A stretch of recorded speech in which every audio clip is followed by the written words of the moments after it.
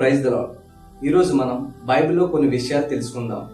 మనం పాపం చేయకూడదు, దాని జోలికి వెళ్ళకూడదని మనం అనుకుంటాం, కానీ అదే పాపాన్ని మనం చేస్తూ ఉంటాం. ఈ తప్పు మనం చేయకూడదు అనుకుంటూ అదే తప్పును చేస్తూ ఉంటాం. న్యాయంగా బ్రతకాలనుకుంటాం, కానీ అన్యాయంగా బ్రతుకుతాం. ఇలాంటి రెండు మనస్తత్వాలని మనం కలిగి ఉంటాం. దీనికి కారణం మనలో ఉన్న ప్రాచీన స్వభావం. అయితే రోమీలు రాసిన పత్రిక 7వ అధ్యాయం 15వ వచనం ఒకసారి చదువుదాం. ఏలయనగా నేను చేయనది నేను ఎరుగును, నేను చేయనిచ్చించుకున్నది చేయక ద్వేషించినదే చేయుచున్నాను. అవును, నిజమే కదా. మనం చాలాసార్లు ఈ తప్పును చేయకూడదు అనుకుంటాం, ఈ పాపాన్ని చేయకూడదు అనుకుంటాం. దేన్నైతే మనం ద్వేషిస్తామో దాన్నే మన జీవితంలో చేస్తూ ఉంటాం.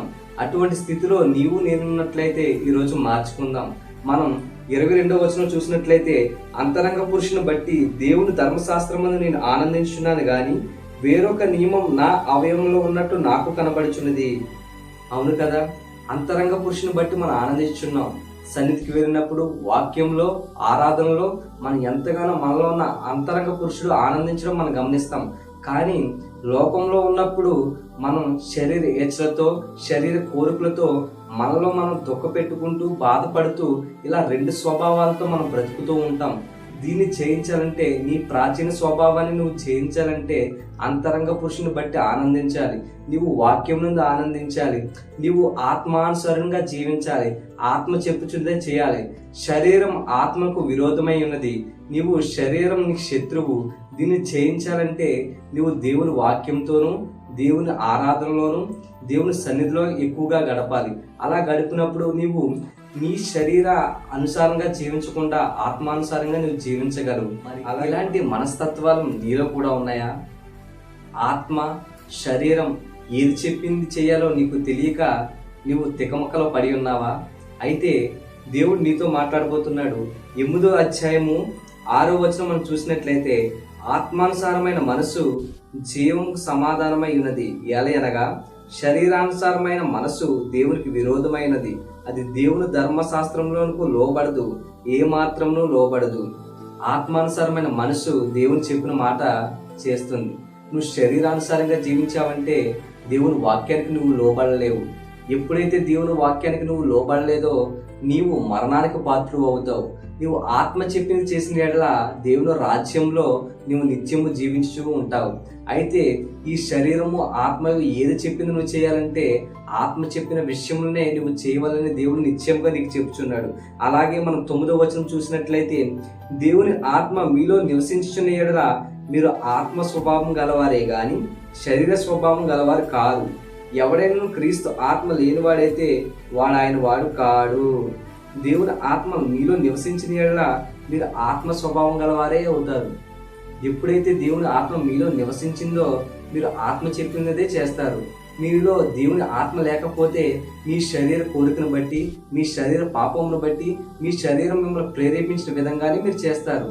మీ శరీరాన్ని ప్రేరేపించిన బట్టి మీరు చేసిన ఎడల దేవునితో మీరు ఉండలేరు, దేవుని సన్నిధిలో మీరు గడపలేరు, దేవుని వాక్యాన్ని మీరు వినలేరు, దేవుని చెప్పినది మీరు చేయలేరు.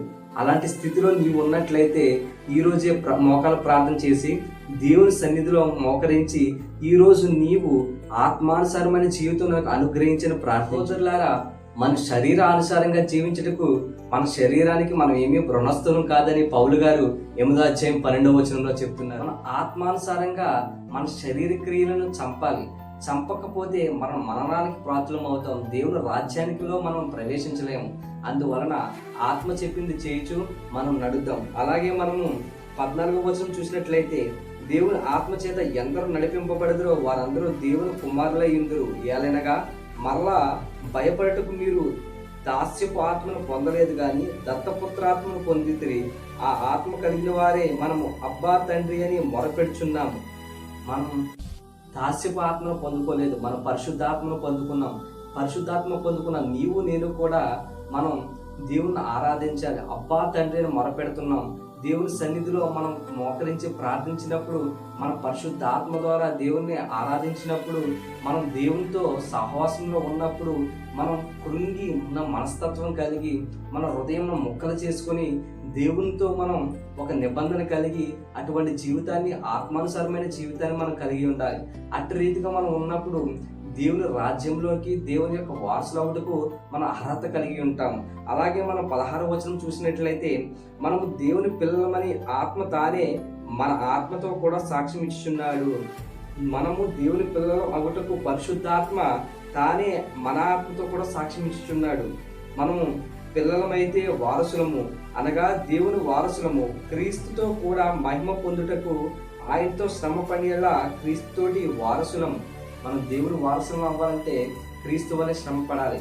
మన శరీరంను నలగగొట్టుకోవాలి. మనం చేసినటువంటి పాపముల నిమిత్తం, మనం చేసినటువంటి అనేకమైన దుష్కార్యముల నిమిత్తము మనము దేవుని యొక్క మోకరిల్లి ప్రార్థించాలి. అటువంటి రీతిగా మనం ప్రార్థించి దేవుని రాజ్యం సంపాదించుకోవాలి. ప్రియ సహోదరులారా, ఎప్పటి నుంచి మనం ఆత్మ సంబంధమైన జీవితాన్ని గడుపుతాం. శరీర సంబంధమైన జీవితం మనం మరణానికి పాత్రం అవుతాం. మనం శరీరానికి ఏమీ రుణస్థులము కాము. పౌలు గారు చెప్పినట్లు శరీర సంబంధమైన క్రియలను మానించి విసర్జించి ఆత్మానుసారమైన జీవితాన్ని గడుపుతాం. ఎందుకంటే మన పక్షమున పరిశుద్ధాత్మ దేవుడు విజ్ఞాపన చేయుచున్నాడు. పరిశుద్ధాత్మ సహాయంతో ఈ యొక్క శరీరంపై విజయం సాధించి మనం ఆత్మ సంబంధమైన జీవితం గడుపుతాం. ఆమేన్.